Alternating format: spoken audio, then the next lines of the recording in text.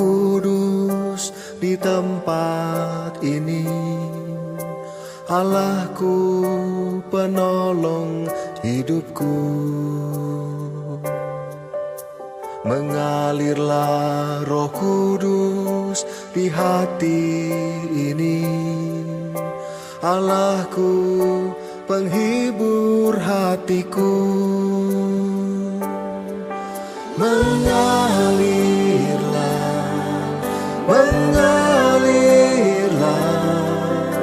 penuhi dan pulihkan hidupku ini.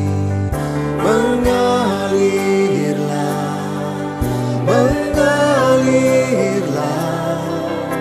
ku rasakan jamahan-Mu Tuhan.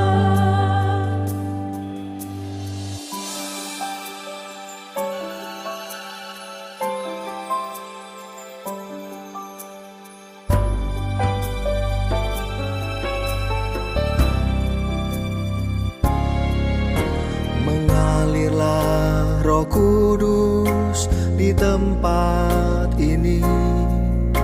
Allahku, penolong hidupku. Mengalirlah Roh Kudus di hati ini. Allahku, penghibur hatiku. Mengalirlah,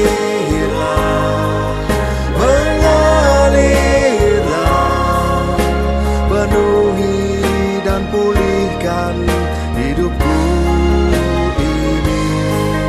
Mengalirlah,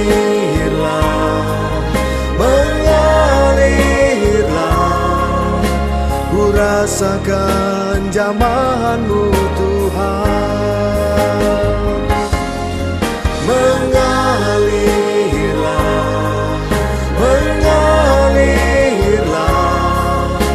penuhi dan pulihkan hidupku ini.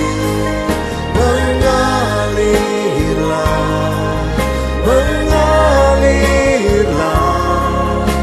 ku rasakan jamahan-Mu Tuhan.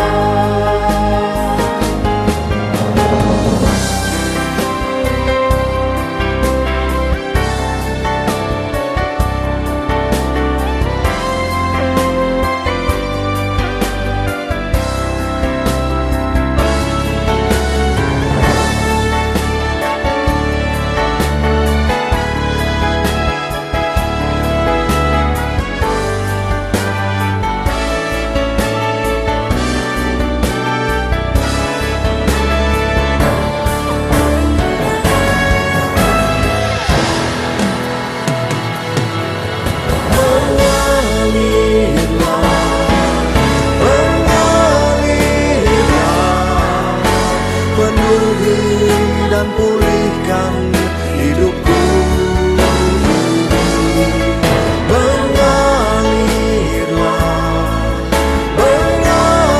Mengalirlah, ku rasakan jamahan-Mu Tuhan. Mengalirlah,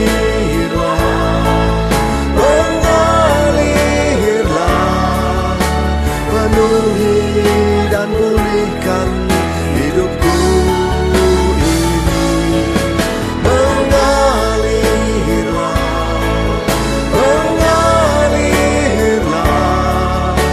ku rasakan jamahan-Mu Tuhan. Ku rasakan pertolongan-Mu Tuhan. Ku rasakan jamahan-Mu Tuhan.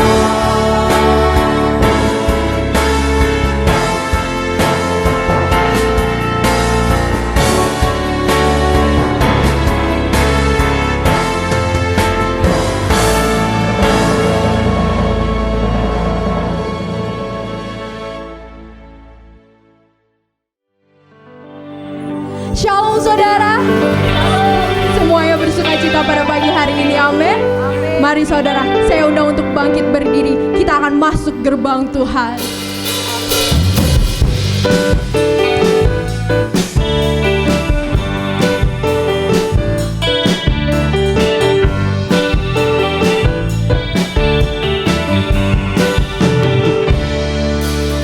Mari masuk gerbangnya dengan hati bersyukur, halamannya dengan pujian, mengisi baitnya dengan nyanyian syukur, hadiratnya penuh sukacita. Mari masuk gerbangnya. Mari masuk gerbangnya dengan hati bersyukur, halamannya dengan pujian, Penuhi baitnya. baitnya dengan nyanyian syukur, hadiratnya penuh Mari sama-sama kita katakan. Tuhan Dia baik dan anugerahnya kekal selama-lamanya. Amin. Sebab Tuhan Dia baik dan anugerahnya kekal selama-lamanya. Amin. Mari saudara yang rindu masuk gerbang Tuhan, katakan. Gerbangnya dengan hati bersyukur, halamannya dengan pujian, penuhi baitnya dengan nyanyian syukur, hadiratnya penuh sukacita. Sekali lagi, mari masuk. Mari masuk gerbangnya dengan hati bersyukur, halamannya dengan pujian. Mari kita penuhi bait Tuhan. Penuhi baitnya dengan nyanyian syukur, hadiratnya penuh sukacita. Mari kita angkat tangan, kita katakan. Sebab Tuhan Dia baik dan anugerahnya kekal selama-lamanya. Amin. Sebab Tuhan Dia baik Yes, Lord, you dan are anugerahnya kekal selama-lamanya. Amin. Sebab Tuhan Dia baik dan anugerahnya kekal selama-lamanya. Amin. Sebab Tuhan Dia baik dan anugerahnya kekal selama-lamanya. Amin. katakan selamanya. Selama-lamanya, selama-lamanya, selama-lamanya. Amin. Beri sorak-sorai yang tembel bagi nama Tuhan. Haleluya. Kita percaya anugerahnya sangat baik untuk kita, karena Dia merancangkan masa depan yang begitu indah untuk kita. Amin. Semuanya percaya di sini? Semuanya yang percaya lambaikan tangannya coba. Haleluya. Rancangkan hidup dalam damai sejahtera, hari depan yang penuh dengan harapan. Ku bersuka senantiasa karena ku percaya ku ada tangan yang kuat. Beri sorak-sorai yang bagi nama Tuhan. Haleluya.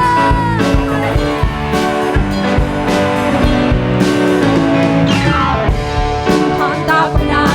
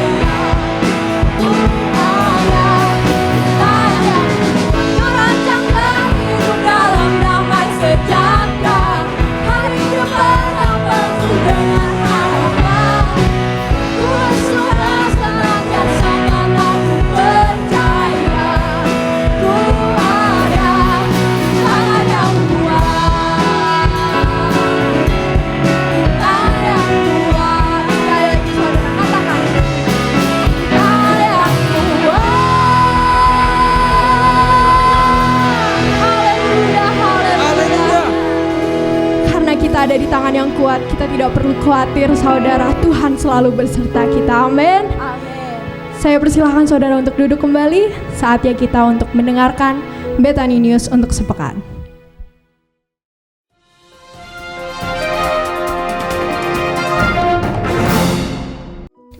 Shalom, jadwal kegiatan-kegiatan gereja dapat saudara temukan di media sosial gereja. Di Facebook page Gereja Bethany Indonesia Anointing of Ease, Instagram Bethany AOE Events, dan YouTube channel Bethany AOE Production. Segera follow, like, subscribe, dan share video-video yang ada, dan marilah kita menjadi saluran berkat. Online fellowship dapat Anda ikuti melalui Facebook page gereja setiap hari Senin sampai Sabtu pukul 7:30 malam atau jam 19.30 waktu Indonesia bagian Barat. Ibadah Minggu dapat Anda ikuti melalui YouTube channel Bethany AOE Production setiap hari Minggu jam 10 pagi. Dan bagi saudara yang membutuhkan dukungan doa, Anda bisa mencantumkan pokok-pokok doa saudara melalui kolom komentar yang ada di bawah video ini. Tim doa kami rindu berdoa bagi Anda. Selanjutnya, kita sudah diberi banyak kemudahan dalam memberikan persembahan online. Persembahan dapat ditransfer ke rekening Bank Mandiri Gereja Bethany Indonesia atau dengan menggunakan QR Code melalui aplikasi GoPay, OVO, Dana, atau Link Aja. Inilah cara memberikan persembahan melalui QR Code. Pertama, buka aplikasi yang Anda inginkan. Klik Pay atau Scan, lalu scan QR Code yang ada. Masukkan nominal yang Anda inginkan. Klik Confirm atau Pay, dan Anda akan segera menerima konfirmasi apabila transaksi Anda sudah berhasil.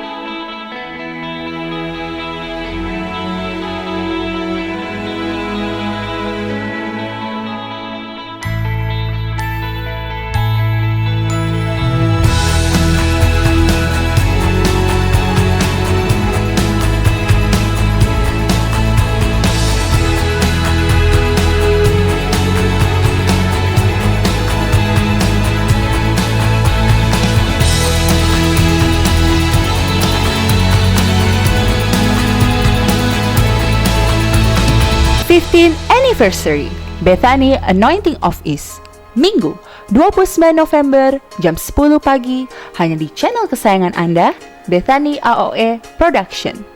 Catat tanggalnya. Tuhan Yesus memberkati.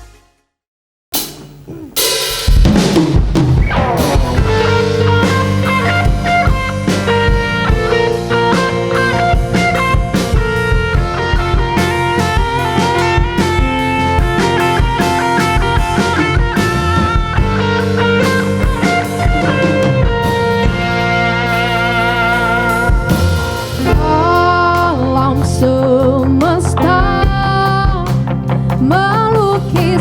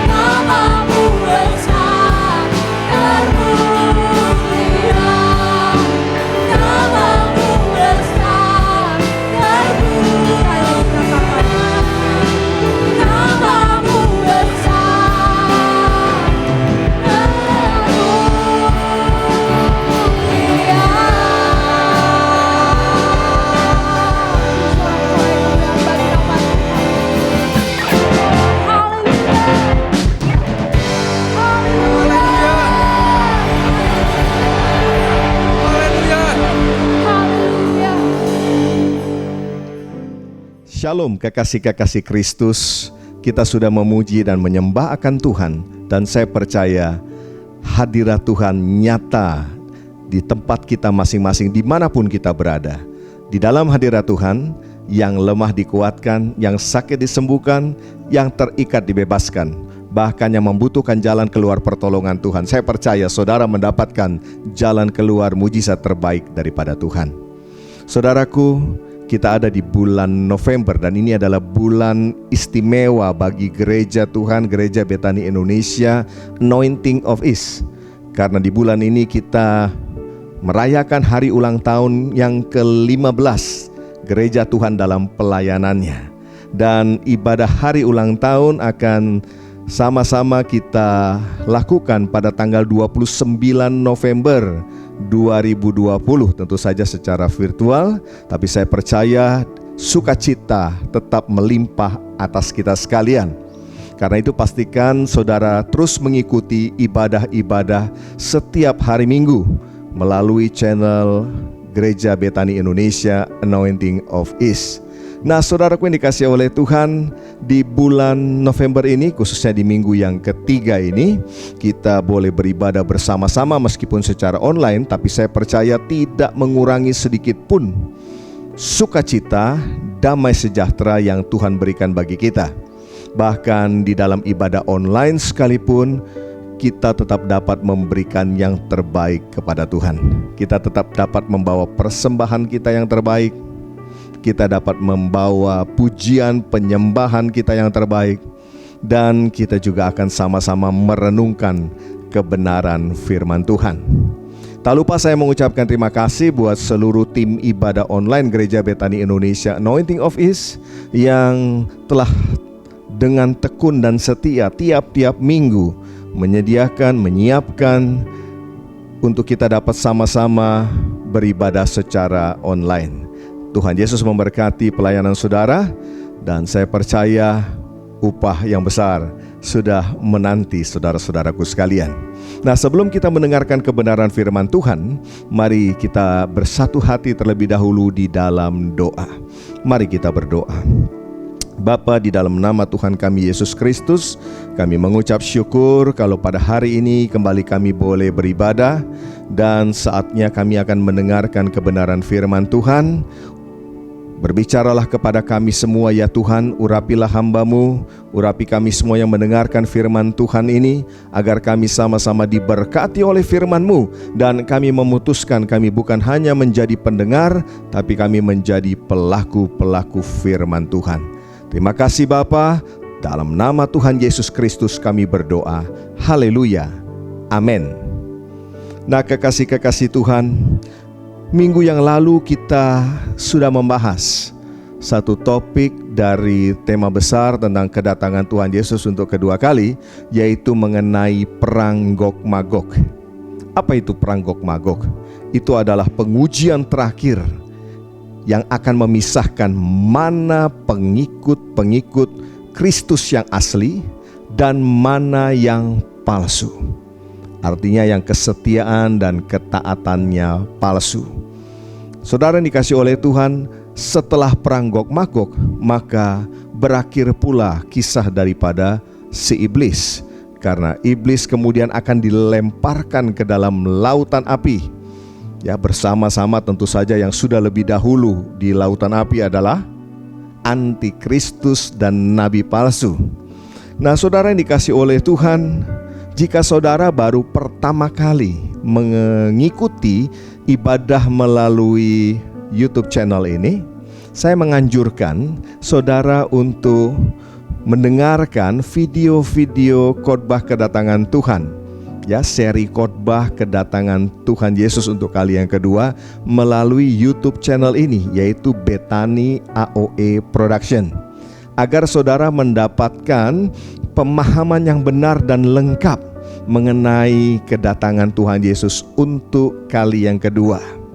Dan apabila saudara sudah mengikutinya dengan sungguh-sungguh selama ini, saya mau berkata, ini waktunya untuk saudara menjalankan apa yang menjadi misi yang Tuhan berikan bagi saudara dan saya, yaitu untuk memberitakan tentang Injil Yesus Kristus. Beritakan tentang kedatangan Kristus untuk kali yang kedua. Saudara bisa sharekan video-video khotbah yang ada di YouTube channel ini kepada sahabat, kepada keluarga, kepada orang-orang percaya yang mungkin mereka belum tahu tentang peristiwa kedatangan Tuhan Yesus untuk kali yang kedua. Mari jadilah mempelai Kristus yang bijaksana. Jadilah mempelai Kristus yang berfungsi, dan jadilah berkat dimanapun saudara berada. Nah, kekasih-kekasih Kristus, mari perhatikan bagan berikut ini. Kita sudah sama-sama belajar tentang lakah atau harpazo atau rapture atau pengangkatan jemaat, yang kemudian kita orang-orang percaya menghadap tahta pengadilan Kristus atau disebut bema Kristus untuk menerima upah, yaitu mahkota-mahkota. Dan mahkota berbicara tentang otoritas dan kuasa. Dan setelah itu, orang percaya yang sudah mengikuti pengangkatan tadi, yang sudah menghadap bema Kristus, bersama-sama akan masuk di dalam perjamuan kawin anak domba Allah. Dan sementara peristiwa-peristiwa ini terjadi, maka di muka bumi yang terjadi adalah masa aniaya besar atau masa kesusahan besar. Nah, kemudian tiba saatnya setelah perjamuan kawin anak domba Allah, Tuhan Yesus Kristus bersama dengan para salehnya, bersama dengan orang-orang percaya yang sudah menerima mahkota dan bala tentara sorga, bersama-sama akan turun ke muka bumi. Tuhan Yesus akan menjejakkan kakinya di muka bumi, dan terjadilah perang Harmagedon. Yang dalam peperangan ini antikristus, nabi palsu dikalahkan, lalu kemudian bersama-sama dengan para pengikutnya mereka dilemparkan ke dalam lautan api yang menyala-nyala. Dan perang Harmagedon sekaligus mengakhiri masa aniaya besar, masa kesusahan besar yang terjadi di muka bumi. Dan setelah itu tibalah bumi di dalam satu masa yang disebut masa kerajaan 1000 tahun damai. Dalam kerajaan 1000 tahun damai inilah Yesus Kristus memerintah sebagai Raja, bersama-sama dengan orang-orang kudusnya, mereka yang sudah mendapatkan mahkota-mahkota.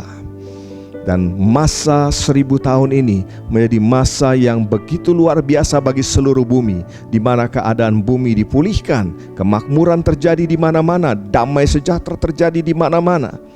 Dan setelah genap 1000 tahun, maka iblis yang tadinya diikat lalu dilemparkan ke dalam jurang maut, dilepaskan untuk sesaat.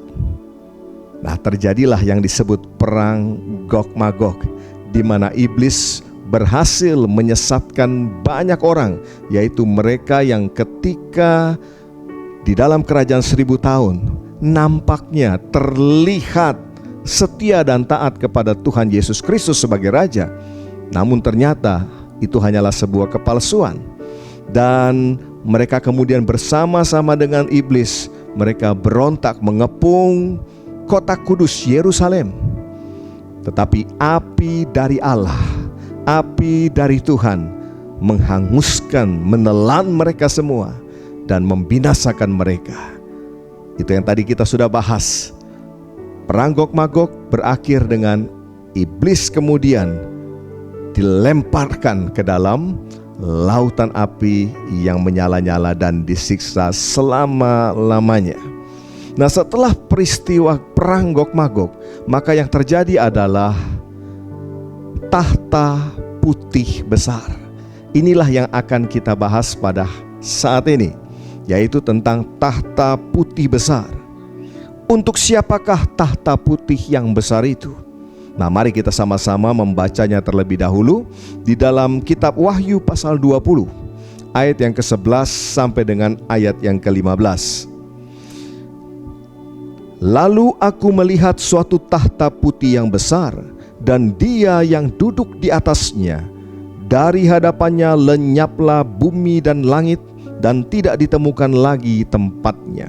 Dan aku melihat orang-orang mati, besar dan kecil, berdiri di depan tahta itu. Lalu dibuka semua kitab, dan dibuka juga sebuah kitab lain, yaitu kitab kehidupan.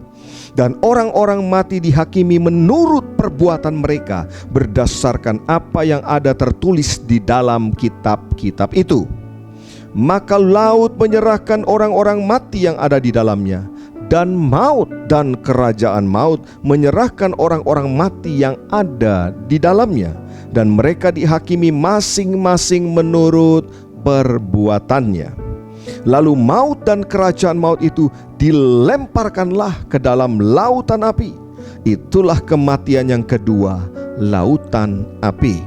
Ayat yang ke-15. Dan setiap orang yang tidak ditemukan namanya tertulis di dalam kitab kehidupan itu, ia dilemparkan ke dalam lautan api itu.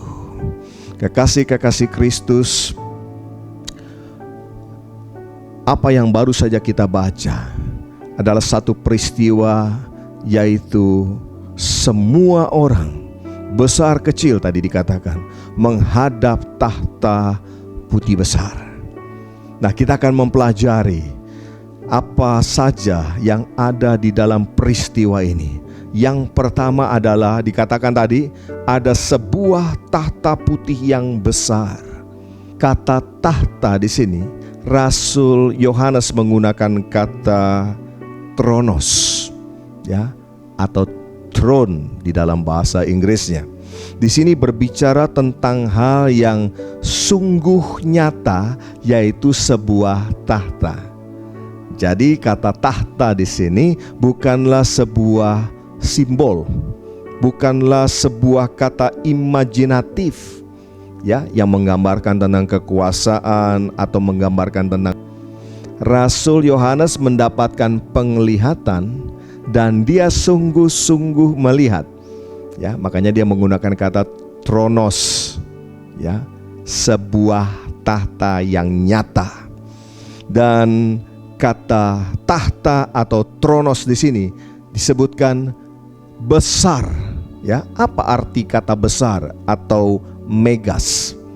Artinya begini saudara, bukan hanya ukurannya yang besar, namun memiliki arti powerful, ya. Saya ulangi, kata besar, tahta putih yang besar itu bukan hanya berbicara tentang ukurannya, tetapi berbicara tentang powerful, kuasanya yang tidak terukur dahsyatnya. Dan tidak akan ada orang jahat dan orang fasik yang terluput dari tahta putih yang besar ini, atau dari tahta pengadilan ini. Di sini kita akan melihat betapa powerfulnya kemahaadilan daripada Tuhan. Saudaraku, seringkali kan dalam kehidupan nyata hari-hari ini banyak orang merasa cemburu dengan orang-orang jahat dan orang-orang fasik, bukan? Karena mereka melakukan berbagai macam kejahatan, mereka hidup jauh dari kebenaran, mereka tidak hidup dalam kekudusan, tapi kok sepertinya hidup mereka baik-baik saja. Dan banyak orang percaya, banyak orang Kristen yang kemudian menjadi cemburu. Mereka sudah sungguh-sungguh hidup benar, sudah sungguh-sungguh hidup dalam kekudusan, tapi mereka justru hidup dalam penderitaan. Saya teringat pemazmur yang bernama Asaf. Dia pun pernah, saudara, merasa cemburu. Bahkan dia kecewa dengan keadaannya, karena dia yang menjaga hidup benar, dia yang menjaga hidup dalam kekudusan, tapi kehidupan dia dan orang-orang yang demikian ternyata sangat menderita jika dibandingkan dengan orang-orang yang hidup sembarangan, hidup sembrono, hidup dalam dosa, hidup dalam ketidakbenaran, hidup dalam ketidakkudusan. Mereka seolah-olah hidupnya baik-baik saja dan berfoya-foya. Namun satu ketika Tuhan memberikan bocoran kepada pemazmur ini. Dan setelah pemazmur ini mengetahui tentang bocoran apa yang terjadi dengan orang-orang jahat dan orang-orang fasik itu, maka dia kemudian mengucap syukur atas keadaannya. Dia tidak lagi cemburu kepada orang-orang jahat tersebut. Coba kita baca dalam Mazmur 73 ayat 16 sampai dengan ayat yang ke-19. Mazmur 73 ayat 16 sampai dengan ayat yang ke-19. Dikatakan, tetapi ketika aku bermaksud untuk mengetahuinya, hal itu menjadi kesulitan di mataku, sampai aku masuk ke dalam tempat kudus Allah dan memperhatikan kesudahan mereka. Ayat 18, sesungguhnya di tempat-tempat licin kau taruh mereka, kau jatuhkan mereka sehingga hancur. Betapa binasa mereka dalam sekejap mata, lenyap habis oleh karena kedahsyatan. Saudaraku dikasih oleh Kristus, orang jahat, orang fasik tidak akan pernah luput dari yang namanya hukuman kekal. Kata tahta putih yang besar, powerful, menunjukkan tidak akan ada orang-orang jahat dan orang fasik yang terluput dari kedahsyatan tahta pengadilan itu. Nah, kekasih Kristus, kata putih di situ disebutkan bukan hanya berbicara tentang warna, melainkan di sini berbicara tentang kemurnian. Katakan bersama-sama, kemurnian. Ya, artinya dalam pengadilan ini menjadi pengadilan yang benar-benar murni. Ya, tidak seperti pengadilan yang mungkin kita temukan hari-hari ini di dunia. Seringkali tidak lagi murni. Ya, karena seringkali justru sudah penuh dengan manipulasi dan lain sebagainya. Nah, kata putih berbicara tentang kemurnian, artinya kekudusan dan keadilan mutlak menjadi karakter daripada pengadilan tahta ini. Bapak, Ibu, Saudaraku yang dikasihi oleh Tuhan, gereja Tuhan itu punya tanggung jawab untuk mengajarkan keseluruhan daripada firman Allah. Jadi bukan hanya mengajar tentang hal-hal yang mengenakan telinga atau yang sedap didengar, melainkan juga mengajarkan hal-hal tentang penghukuman. Ya, hal-hal yang mungkin didengar tidak enak, tetapi ini sesuatu yang real, bahwa penghukuman orang-orang yang tidak percaya, atau saya sebut saja orang-orang jahat dan orang fasik, itu pasti akan terjadi. Amin. Kekasih-kekasih Tuhan, dari pembacaan tadi ya di dalam Wahyu pasal 20 tadi, kita sama-sama juga melihat selain sebuah tahta putih yang besar, disebutkan juga di sana adalah ada hakim, yaitu dia yang duduk di atasnya. Tentu yang dimaksud duduk di atas tahta. Siapakah dia? Siapakah dia yang duduk di atas tahta putih yang besar itu? Benar sekali, Yesus Kristus Tuhan kita.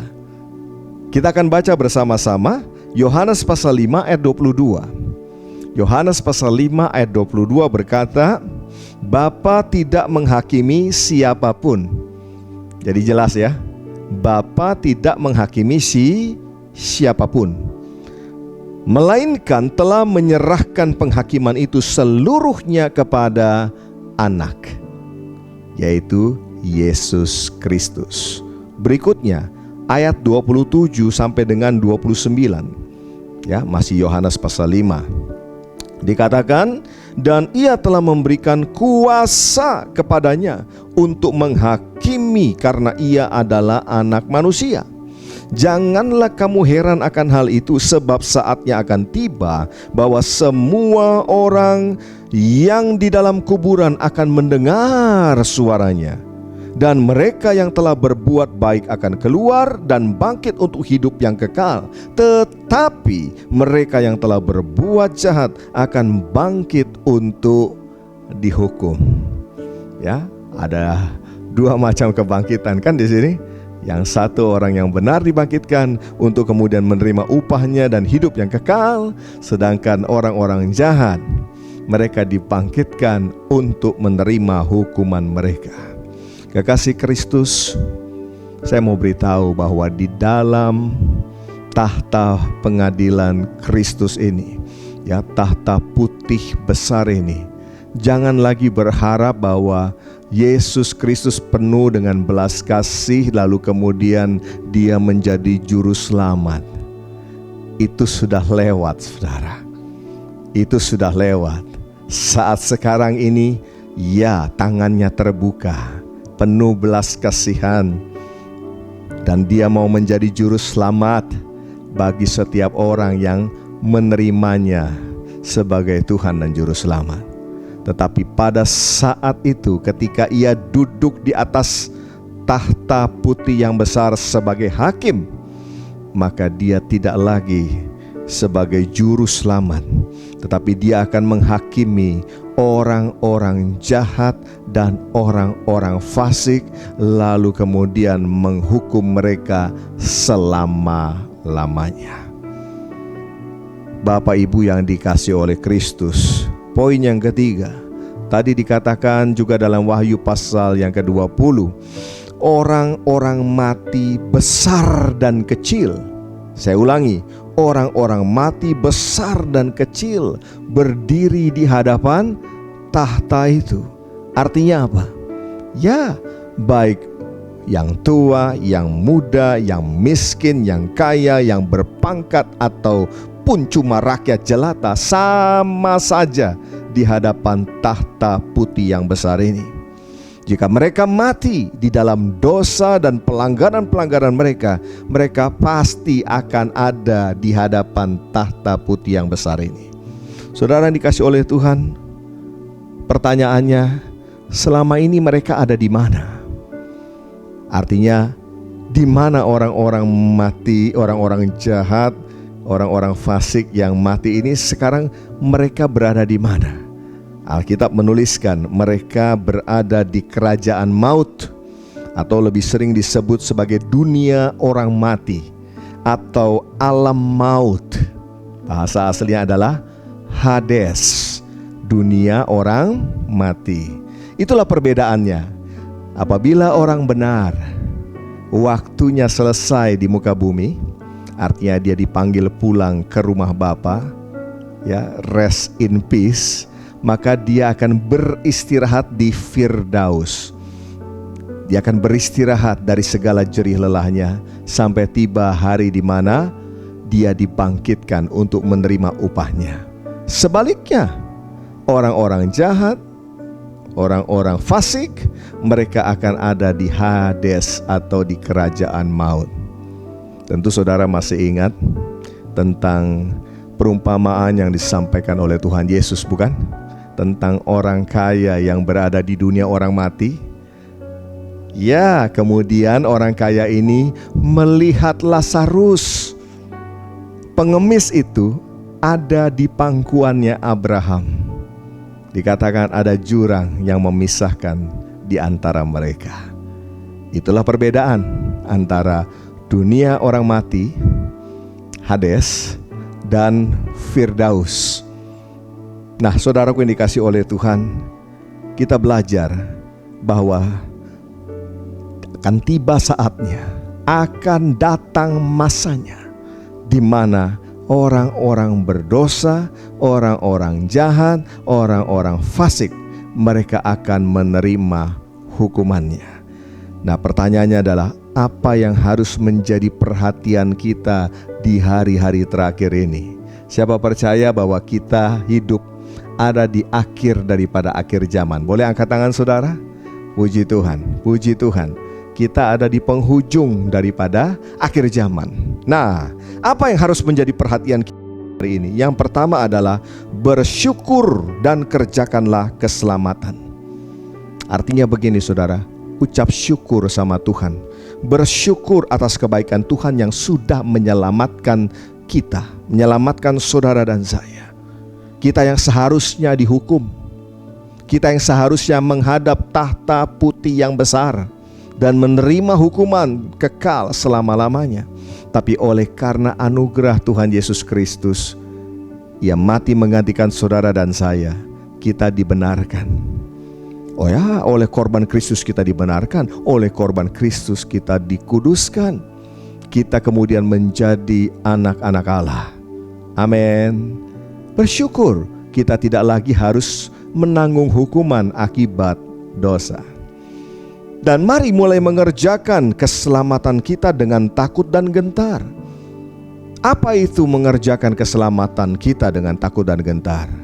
Sangkal diri, pikul salib, dan ikutlah tuntunan Tuhan melalui firman-Nya. Saya ulangi, sangkal diri, ya, bahwa hidup kita bukan milik kita lagi kan? Karena itu kita hidup bukan lagi untuk memuaskan kehendak kita, tetapi sebaliknya untuk mengikuti kehendaknya Tuhan, kehendaknya Bapa. Yang kedua, pikul salib. Salib yang Tuhan taruh bagi setiap kita beda-beda, berbeda-beda. Mari tetap setia dan taat memikulnya. Amin. Dan ikutilah tuntunannya Tuhan. Tuhan kita, Tuhan yang hidup. Dia terus berbicara, Dia terus menuntun kita. Ya, sementara saudara mendengarkan khotbah ini pun, sebetulnya Tuhan sedang menuntun umatnya. Tuhan sedang menuntun saudara dan saya, sehingga kita tahu apa yang harus kita perbuat, apa yang harus kita lakukan.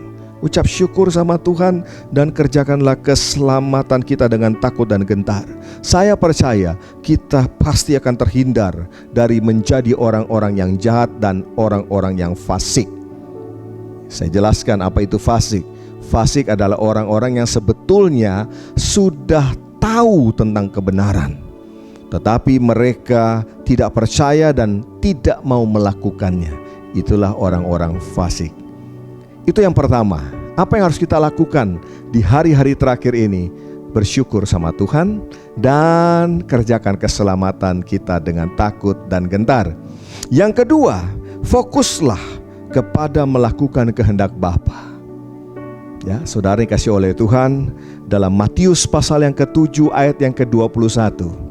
Coba kita buka bersama-sama. Matius pasal 7 ayat yang ke-21 berkata, bukan setiap orang yang berseru kepadaku, Tuhan, Tuhan, akan masuk ke dalam kerajaan sorga, melainkan dia yang melakukan kehendak Bapa-Ku yang di sorga. Sangat jelas. Apa yang Yesus katakan sangat jelas. Bukan setiap orang yang bisa berseru Tuhan, Tuhan akan masuk dalam kerajaan sorga, melainkan mereka yang melakukan kehendak Bapa-Ku yang di sorga. Coba kita cek hidup kita masing-masing. Apa yang menjadi fokus kita di hari-hari terakhir ini? Ya, kita gak usah cek orang lain. Tuhan mau kita cek diri kita sendiri. Apa fokus saudara hari-hari ini? Apakah kita fokus untuk melakukan kehendak Bapa di sorga? Atau sebaliknya, kita fokus melakukan kehendak kita sendiri-sendiri? Apakah kita fokus melakukan kehendak Bapa di sorga? Ataukah kita fokus melakukan kehendak si jahat atau si iblis? Mari kita periksa, mari kita cek saudaraku yang dikasih oleh Tuhan. Yang Tuhan mau adalah fokuslah kepada melakukan kehendak Bapa di sorga. Yang ketiga, apa yang harus kita lakukan di hari-hari terakhir ini? Beritakanlah Injil keselamatan. Waktunya sudah sangat singkat. Saya ulangi, beritakanlah Injil keselamatan karena waktunya sudah sangat singkat. kita, saudara dan saya, kita punya perintah yang luar biasa dari Tuhan yang disebut dengan amanat agung. Apa arti daripada amanat agung? Menjadikan segala bangsa itu ya murid Tuhan, murid Yesus. Mari jangan buang-buang waktu lagi. Kita jadikan semua bangsa itu murid Tuhan. Bagaimana caranya? Jadilah saksi Yesus dimanapun saudara berada. Apa itu menjadi saksi Yesus? Kehidupan kita, itulah kesaksian kita sendiri. Berarti karakter Yesus harus nampak, harus mengalir dari kehidupan kita. Apa itu karakter Yesus? Ya, buah roh. Ya, seperti lagu yang sering kita nyanyikan kan? Kasih, sukacita, damai sejahtera, kesabaran, kemurahan, kebaikan, kesetiaan, kelemah lembutan, dan penguasaan diri. Ya, coba kita nyanyikan sama-sama. Kasih, sukacita, damai sejahtera, kesabaran, kemurahan, kebaikan, kesetiaan, kelemah lembutan, penguasaan diri. Satu kali lagi. Kasih, sukacita, damai sejahtera, kesabaran, kemurahan, kebaikan, kesetiaan, kelemah lembutan, penguasaan diri. Mari jangan hanya menjadi orang-orang yang hafal, jangan jadi orang-orang yang tahu menyanyikan lagu tentang buah roh, tapi biarlah itu mengalir tiap-tiap hari dalam kehidupan kita, sehingga orang boleh melihat Yesus Kristus ada di dalam saudara dan saya. Amin. Berapa banyak yang mau melakukan? Oh, haleluya, haleluya. Dan dukunglah pekerjaan Tuhan. Ya, kalau kita berkata saya mau memberitakan Injil keselamatan, saya mau supaya segala bangsa menjadi murid Tuhan, dukunglah pekerjaan Tuhan melalui gerejanya. Ya, pekerjaan Tuhan, saudaraku, itu membutuhkan dukungan saudara dan saya, baik dukungan dalam doa, daya maupun dana. Mari kita berikan yang terbaik. Selagi masih ada kesempatan, selagi ada napas hidup Tuhan berikan, berikanlah yang terbaik untuk mendukung pekerjaan pelayanan di muka bumi melalui gerejanya. Ingat saudaraku yang dikasih oleh Tuhan, gereja Tuhan memiliki tanggung jawab untuk mengajarkan seluruh kebenaran firman Tuhan, ya, baik yang enak didengar maupun hal-hal yang ya tidak enak didengar, tetapi itu hal kebenaran. Ya, tidak hanya mengajarkan tentang hal pengampunan, tetapi juga mengajarkan tentang penghukuman yang pasti atas orang-orang yang tidak percaya, atas orang-orang jahat, atas orang-orang fasik. Saudaraku yang dikasih oleh Tuhan, biarlah kebenaran firman Tuhan pada hari ini boleh memberkati saudara dan saya, mengingatkan kita bahwa tahta putih yang besar itu sungguh nyata sebagaimana yang dilihat oleh Rasul Yohanes dalam penglihatannya. Tahta putih yang besar, orang-orang mati, besar dan kecil, akan berdiri di hadapan tahta itu untuk menerima hukuman. Bapak Ibu Saudara dikasih oleh Tuhan, kita yang sudah menerima keselamatan dalam Yesus Kristus, bersyukurlah dan kerjakanlah keselamatan dengan takut dan gentar. Dan kemudian fokuslah melakukan kehendak Bapa di sorga. Dan mari beritakanlah Injil keselamatan, karena waktunya sudah sangat singkat. Mari kita bersatu hati di dalam doa. Berapa banyak di antara saudara yang sungguh-sungguh saudara berkata, Tuhan, aku sadar aku ada di akhir zaman. Aku ada di penghujung daripada akhir zaman ini, dan aku mau melakukan apa yang menjadi perintah Tuhan. Aku mau bersyukur kepada Tuhan. Aku mau mengerjakan keselamatan itu dengan takut dan gentar. Aku mau fokus kepada kehendak Allah dan bukan kehendakku sendiri. Aku mau memberitakan Injil keselamatan dari Yesus Kristus. Mari buka kedua tanganmu di hadapan Tuhan, kita berdoa. Bapa, di dalam nama Tuhan Yesus Kristus, bukan suatu kebetulan kalau kami boleh mendengarkan pesan firman-Mu pada hari ini. Kami percaya ada maksud Tuhan. Tuhan sedang berbicara kepada kami, mengingatkan kami, menegur kami. Ya Tuhan, biarlah setiap kami mau menjadi pelaku-pelaku firman-Mu. Kami bukan hanya mau menjadi pendengar-pendengar yang setia. Kami mulai mau mengerjakan Tuhan. Kami mengucap syukur buat keselamatan yang Tuhan berikan. Karena itu kami mau mengerjakan keselamatan kami dengan takut dan gentar. Dan kami mau fokus hari-hari ini adalah untuk mengerjakan kehendak Bapa di sorga. Tolong setiap kami Tuhan, mampukan setiap kami.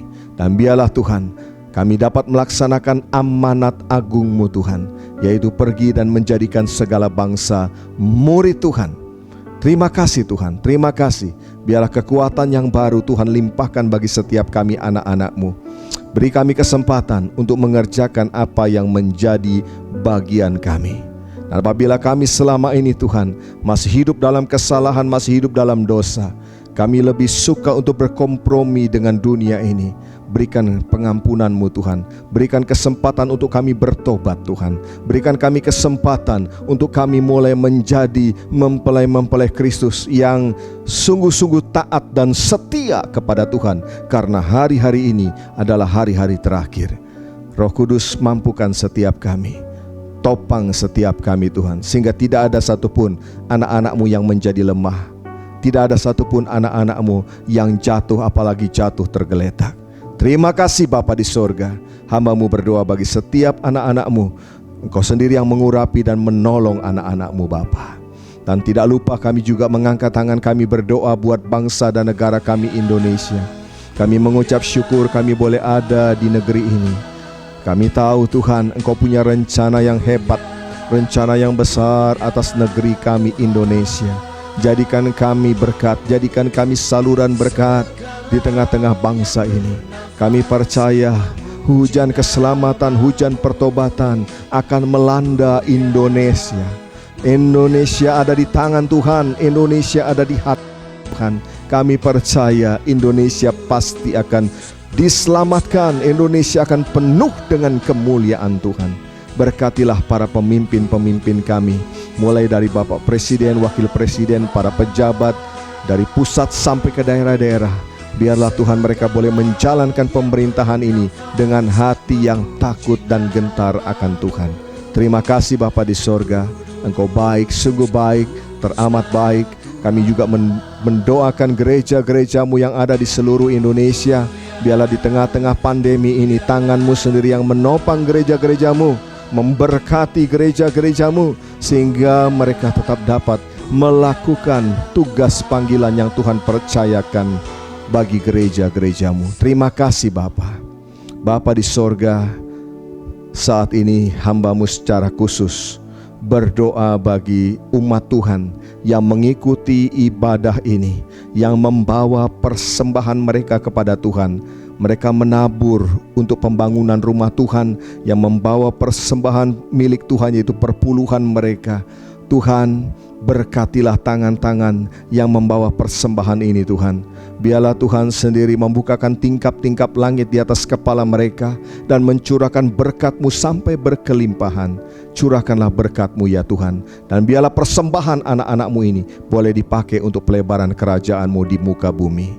Ya Aba, ya Bapa, terima kasih kalau kami boleh mengadakan ibadah online pada hari ini. Dan sebelum kami mengakhiri ibadah online ini Tuhan, kami rindu untuk menerima berkat yang datang daripada Tuhan. Kekasih-kekasih Kristus, angkatlah kedua tangan-Mu dan arahkanlah hati-Mu kepada Allah Bapa di sorga, sumber segala berkat, dan terimalah. Tuhan memberkati engkau dan melindungi engkau. Tuhan menyinari engkau dengan wajah-Nya dan memberi engkau kasih karunia. Tuhan menghadapkan wajahnya kepadamu dan memberi engkau damai sejahtera. Terimalah berkat yang berlimpah-limpah di dalam nama Bapa, Anak, dan Roh Kudus, yaitu Tuhan Yesus Kristus, yang menyertai dan memberkati, memulihkan dan mengangkat kita semua mulai saat ini sampai Maranatha, bahkan sampai selama-lamanya. Yang percaya sudah terima berkat Tuhan, sama-sama berkata amin. Haleluya.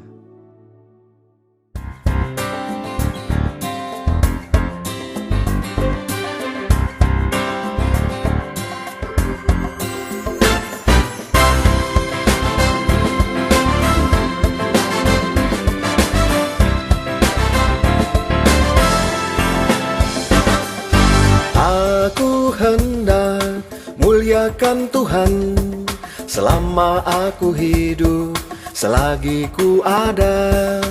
Aku hendak bermazmur bagi Dia selama aku hidup, selagi ku ada.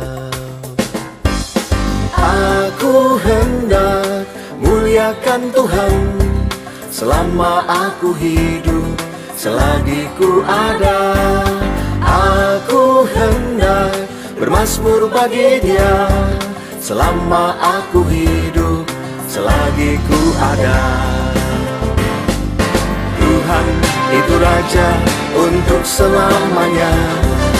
Tuhan mengasihi orang-orang benar. Tuhan menegakkan orang yang tertunduk. Tuhan membebaskan orang yang terkurung.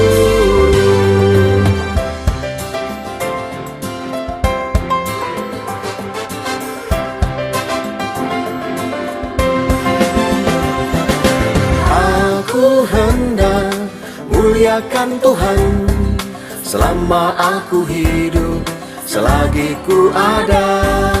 Aku hendak bermazmur bagi Dia selama aku hidup, selagi ku ada. Aku hendak muliakan Tuhan selama aku hidup, selagi ku ada.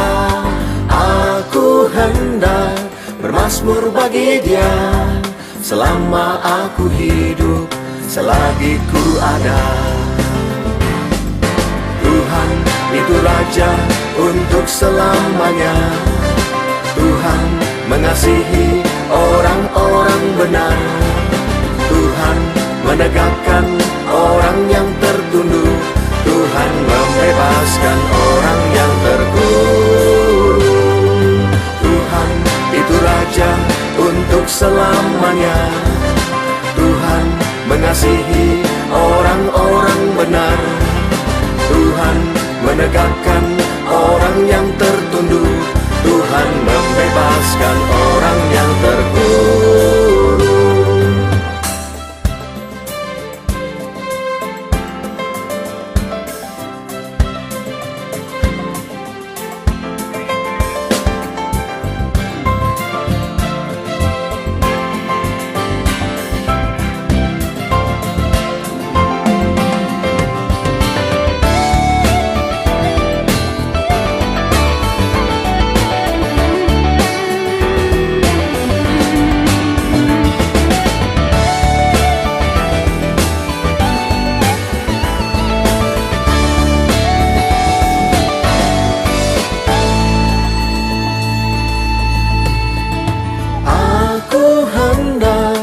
Muliakan Tuhan selama aku hidup, selagi ku ada. Aku hendak bermazmur bagi Dia selama aku hidup, selagi ku ada. Selama aku hidup, selagi ku ada. Selama aku hidup, selagi